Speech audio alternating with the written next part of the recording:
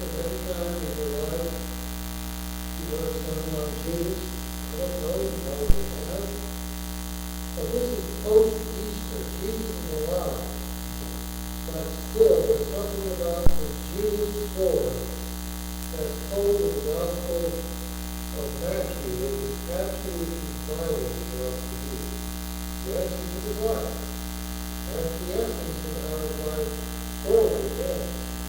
So when I think of Jesus, I can hear the haunting echo of the book that I read by Frederick Beekman many years ago. And I think that Dr. Beekman in the New Brunswick Theological Seminary Library in the 1970s. He came to a lecture. And he told some stories about his life. And one of the stories that perhaps the name of the Second World War, the tragic suicidal death of his father.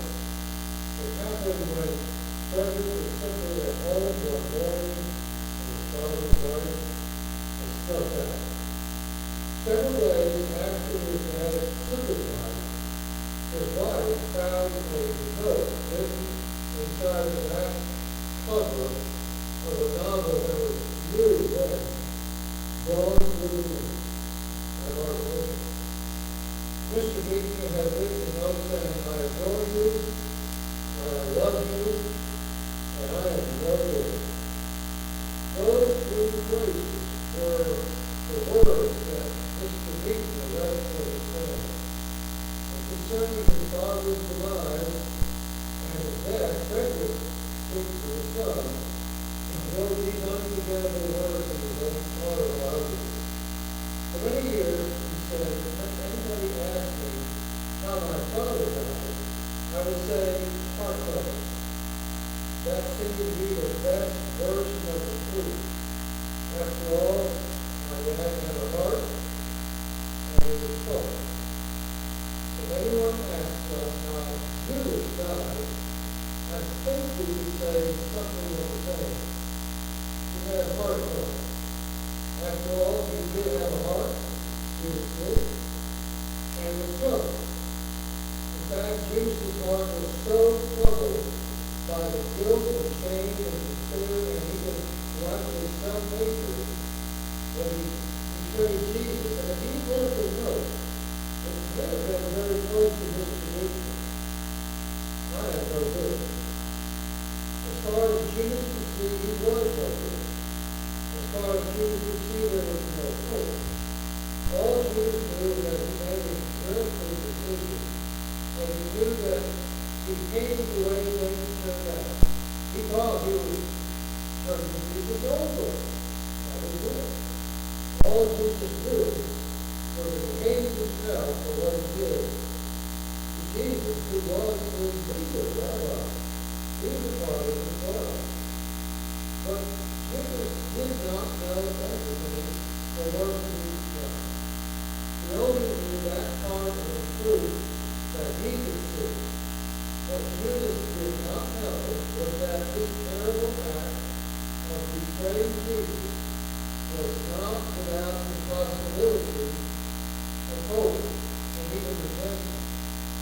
That all was lost because God was not finished with Jesus, and that despite his dreadful choices, he still could have had a future in God.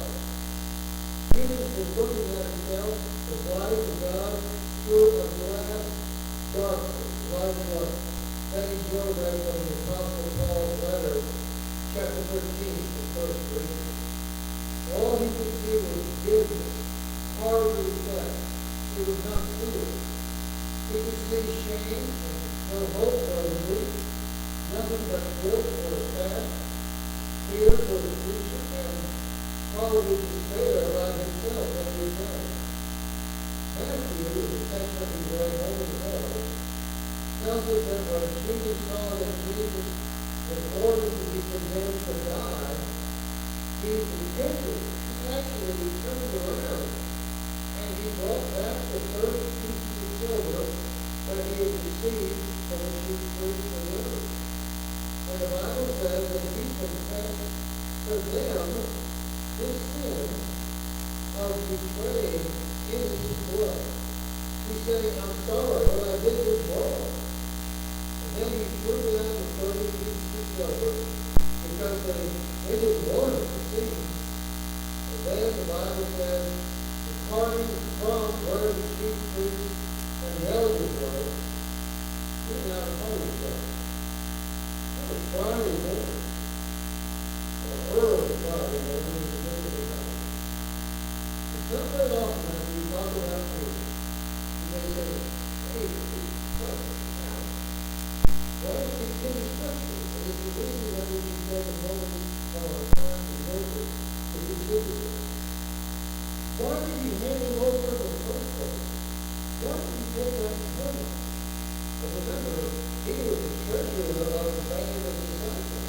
He kept the money out. And they said he was a thief and he was minister. So maybe he said, oh, I'm just going to pay Jesus Lord. I'll take the money. And then he comes back in. He could not see what was going to happen ultimately to Jesus. He just knew he was turning into the hands of others. But his actions forced us to think about what it was for tragic choice. It was his choice to make it later. And it's painful to us to read the story.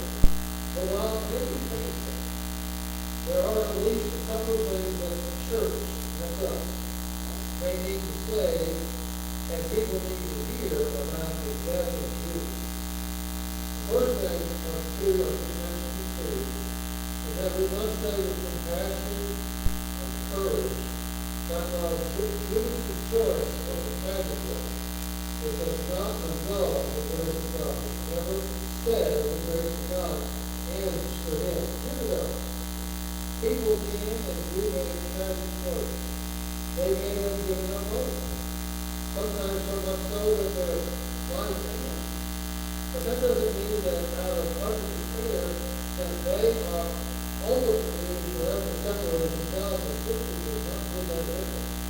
The saving grace of God is deeper and bigger than any destructive thing that we do. Even a tragic decision made out of anger and guilt and shame does not erase and annul a lifetime of walking in the light of God's love.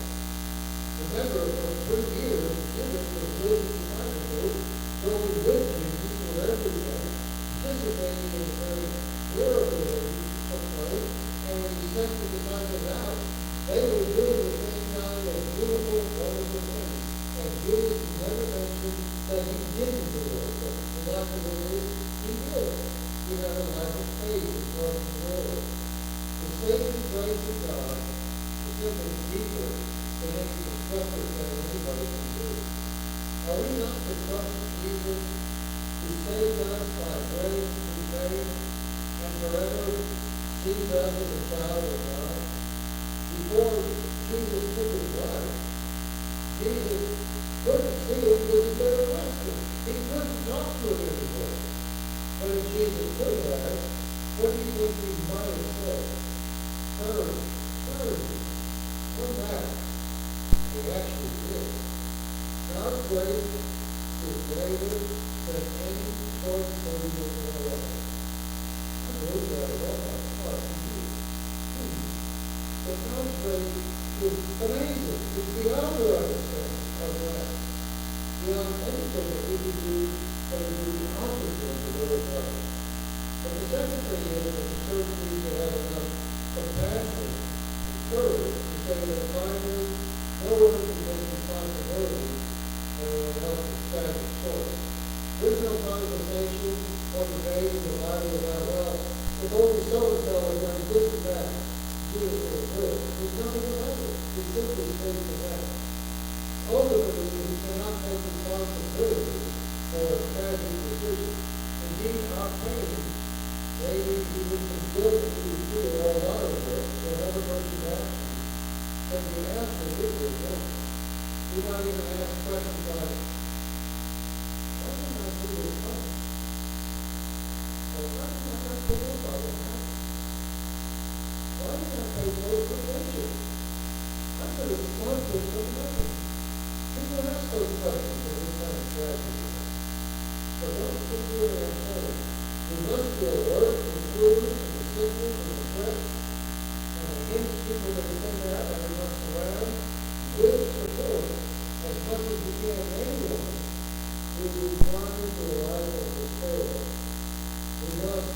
research folks must be vigilant and responsive and care is remarkably reduced.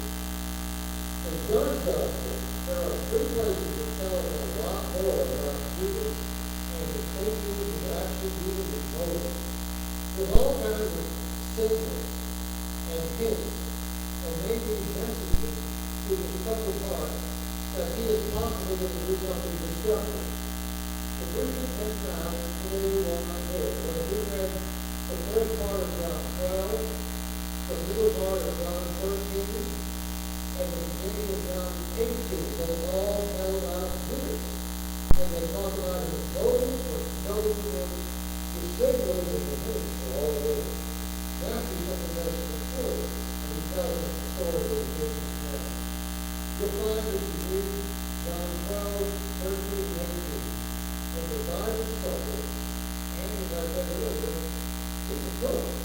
He's stealing money of the money. And you also will see Jesus' straightforward, honest, helpful responses to a soon to be betrayal. They all happen in the face of 1 to 2 days. When you're reading John 12, you're reading the story right after Palm Sunday. And 3-4 nights later, is the other brother story, and that night becomes Judas betraying Jesus. All that scripture is on is absolutely a very short period of time. I imagine that when Jesus made himself the same day that Jesus died on the cross, it was because he fell into what felt like a bodily spirit of sin. Why? I believe because he was out of touch with what was in out of him. Which is what? I tell you that he was not abandoned by God despite the miserable decision to betray Jesus. And God does. This is throughout the scripture.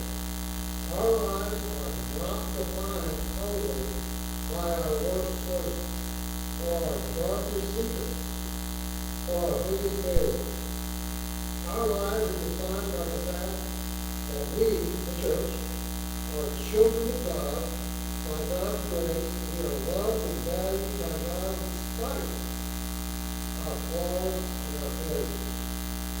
His sin, he knows it, and he forgives it. That's what the cross is all about. Judas must have been out of touch with the ultimate reality that from wherever we stand, we have a future with God. He certainly didn't believe we had a future because he didn't. We may be standing up for our mental trouble or the case of thinking is evident guilt, or stumbling over some Jesus bread, or awful sorrow, but wherever we stand, we have a future with God. As long as we're breathing, we have a future with God to do. Judas acted on only what he could see. And what he could see is scared to death. All he could see was his guilt, shame, and his failure. But Judas was looking at himself and at God through a glass darkly. He couldn't clearly see any of the love of God and the forgiveness that he needed. Judas was able to ask for it. But he missed it because he gave up on himself, and I think he certainly gave up on God. And therefore, he missed the future. And because he missed the future, he missed the resurrection of Jesus. He's dead before Jesus comes from the grave. And because he missed the resurrection of Jesus, he missed the triumph of God's goodness and grace over all of the evil, all of the person, and all of the world. Only Jesus was waiting. He would have seen the resurrection of him. If only he had waited, he would have found the joy of a second chance to life. If only Jesus had waited, he would have seen that from wherever he stood, he could have a future with God. From wherever you and I stand, we always have a future with God. Yes, we err, we sin, we break God's laws, we break the plans that God has for us, and we put away, but he still wants us to turn to him and believe in him. We this is not a prescription of a food sugar, not a way to bitter medicine. That's not what I'm telling you. What it is food is spiritual prescription. No matter how ashamed or disappointed or sick or confused or worried anybody may be, not only just that person, but this person, or myself, or someone in my immediate family. No matter what, we have to reach with God. One of the really huge journalists, when he was young, I was actually a baseball game, he was a good player from Venezuela, who was really carrying the ball off the something, good player in the field and the scope. The ball player was new to the United States, and he didn't know very much English at this time. So the reporter asked him to name his favorite English word. And the guy brought him over and said, "You never know." Apparently he thought when he heard the word, "you never know," that's a word. You know, for school. But he heard the word, "you never know," and one word, he told the reporter, "That's my favorite word. You never know," as the reporter said. And the man said, "You wanted him to say the word well, because it was his favorite word." They're so nice together, don't they? They fit well with the word. You never know. Think of one word you want. It's a wonderful word. It's a word of hope. It's a word of the future that we are afraid. Maybe the best word is always the best word. Never know. And God will let you believe that. I do. Today is today. I don't know what God is going to do this afternoon. I don't know. Always forget everything's good.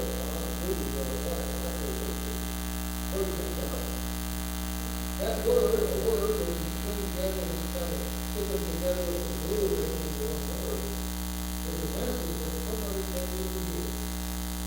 Somebody? Yeah.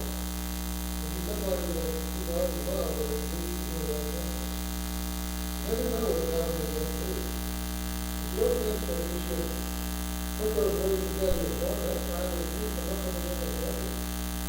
If we know something that we did not know, we know that God raised Jesus from the grave and tells us that God, you never know if by His goodness He may finally bring out of the most awful God. You never know what might finally emerge out of the darkness of life.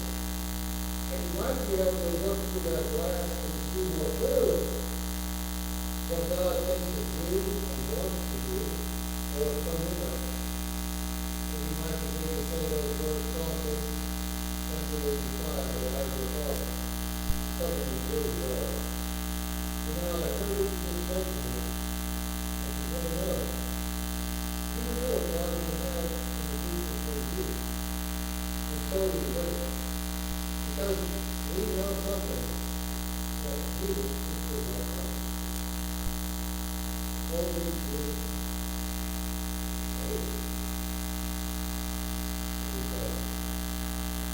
well, this is a hard thing. This is a difficult picture of human life that ends in tragedy. And yet, Jesus forgave so many people, and Jesus said, "Forgive 70 seconds." Just to wonder how many times we have to forgive Jesus. Certainly, we forgive him again. Isn't it good? Believe that you forgive and forgive and forgive. We wait on you for that, and the way we pray, we speak your word correctly. And maybe this day, every day, run on the phone, see the eyes of faith, the love of God, in Christ Jesus, that waits for us to come, and we can experience the gracious mercy everlasting love of God in our lives. Please help us as a church to deliver and carry the same message in our own words, to anyone who knows, gave those Republicans. And if and when we do, they remember this for our God. Pray this prayer in the blessed name of Jesus, our forgiving and merciful Lord. Amen.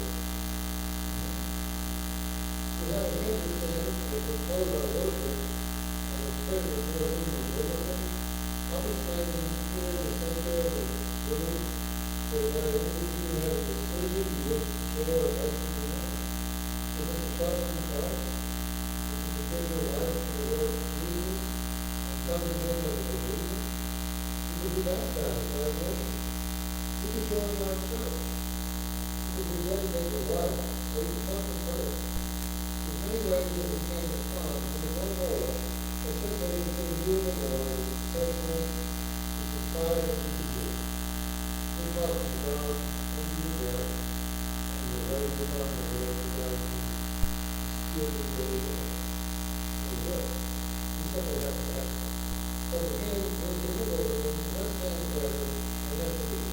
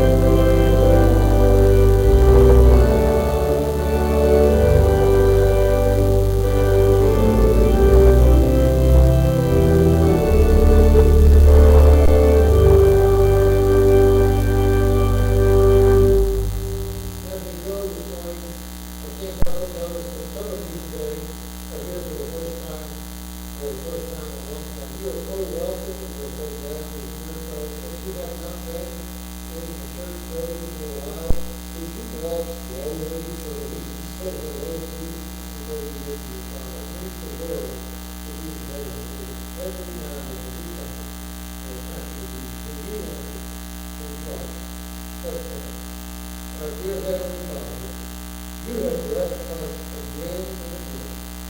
And in this hour of singing and prayer and thinking through some of the scriptures, marvelous words, and communicating with us, Lord, we're listening.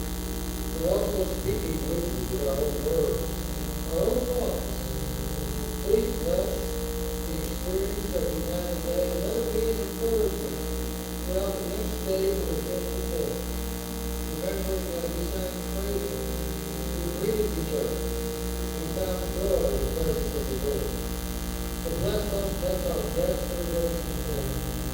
Lead us to do the great works of love, grace, mercy, and compassion that the world needs.